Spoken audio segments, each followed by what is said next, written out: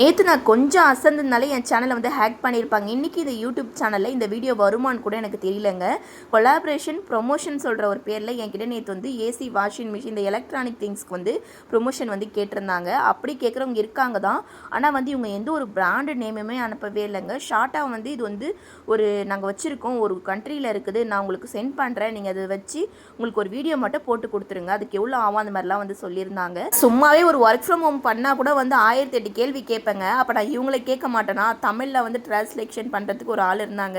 அவங்கக்கிட்ட எல்லா டவுட்டுமே நான் கேட்டேன். அதுக்கப்புறம் பார்த்தீங்கன்னா அவங்க எந்த ஒரு கம்பெனி நேமுமே என்கிட்ட வந்து யூஸ் பண்ணவே இல்லை.